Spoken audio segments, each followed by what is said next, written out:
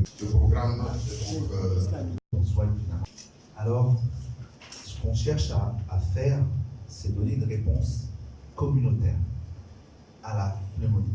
Et Madame Ba, personne ne peut le nier, les chiffres ont beaucoup diminué, mais ça a créé cette ONG, accompagnée de la fumée du bois de chauffe, la fumée de charbon, amène des maladies, fragilise les voies respiratoires de l'enfant et donc prédispose à avoir des maladies infectieuses graves, on va dire. Donc voilà, donc le travail de l'ONG AGIS, c'est bien la prévention avec la vaccination, identifier les facteurs méconnus et proposer des solutions économiques simples pour les nerfs.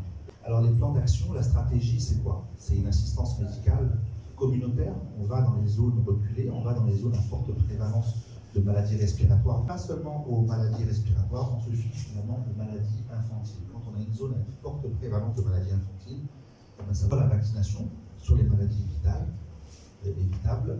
On communique pour le changement de comportement. Ça, c'est notre stratégie.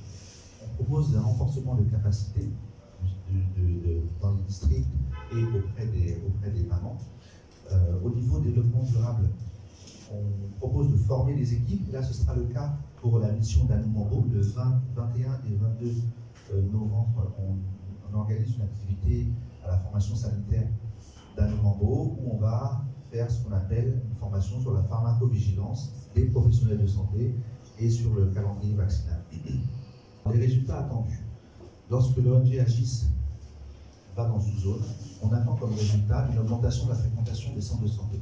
Et donc voilà, lorsque on part dans une zone, on augmente la couverture vaccinale, parce qu'il faut savoir que l'ONG AGIS, depuis 2013, c'est en chiffres près de 23 000 personnes sensibilisées, c'est près de 13 000 enfants dépistés, c'est de près de 17 000 médicaments distribués, c'est près de 12 000 parents et professionnels de santé formés, c'est près de 7 000 consultations pédiatriques, près de 4 500 enfants vaccinés sur 29 missions sur les 7 dernières années, avec un budget sur les 7 années de 124 millions de francs CFA. Je suis M. Louloux Philippe, chef de projet à la Croix-Rouge de Côte d'Ivoire. Nous sommes là dans le cadre de la Journée mondiale de lutte contre la pneumonie. Et nous sommes venus présenter les actions que nous menons du côté de Dimoko dans le cadre de la lutte contre la pneumonie et des autres maladies de l'enfant.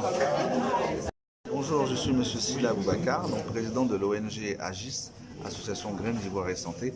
Donc aujourd'hui, nous étions dans le cadre de la Journée mondiale de lutte contre la pneumonie, la commémoration ici en Côte d'Ivoire, pour, on va dire, une piqûre de rappel, si je peux m'exprimer ainsi, pour expliquer que la pneumonie, c'est encore la première cause de mortalité au monde et qu'il faut prendre le problème à bras-le-corps et au sérieux, surtout en Côte d'Ivoire où les chiffres ne sont pas très bons.